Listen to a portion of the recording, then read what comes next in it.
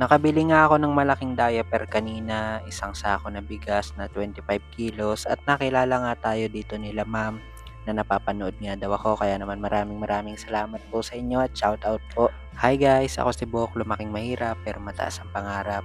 Bali ilang araw nga pala ako na medyo nanghihina at eto dahil sa blessing na 'to na binigay ni Ma'am Gina kaya medyo nabuhayan ulit ako ng loob. Halos araw-araw nga sinasabi ko kay Lord na siya na ang bahala sa amin hanggang sa kanina may dumating nga na blessing at minessage ako ni Ate Gina para nga magbigay ng pambili ng diaper, bigas at mga gamot na kailangan ni Mama. Bukod doon ay makakapunta na nga ako ng BIR para makapagbayad sa permit na aking kailangan. Kaya naman makakapag-open na ako ng mga online shop at makakapagtinda na rin ng aking mga ibebentang cup. Tapos ang bala ko ay magdadagdag pa ako ng iba kagaya ng mga dishwashing liquid at kung ano-ano pa. Noon kasi kapag kami napagbebentahan ako ng mga pizza at ng kung ano pang tinitinda ko, ay talagang ibinibili ko kagad ng mga diaper at gamot, pati na rin ng mga pagkain namin. At sabi nga ni Ate Gina, malaking kabawasan daw to sa aking puhunan kapag bumili ako nito. Kaya naman maraming salamat po talaga sa tulong Ma'am Gina. Ingat po kayo dyan sa ibang bansa.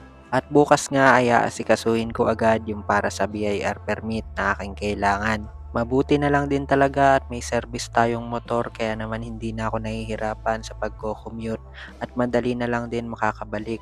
Patuloy pa rin po ang pagtitinda ko ng mga pizza, spaghetti at chicken.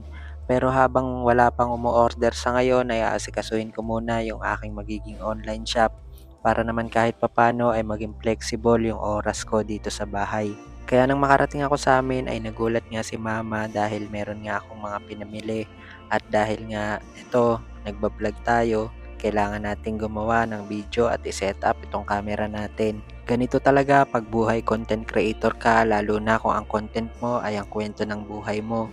Kailangan kasi hangga't maaari nalalaman ng ibang tao kung ano talaga yung nangyayari.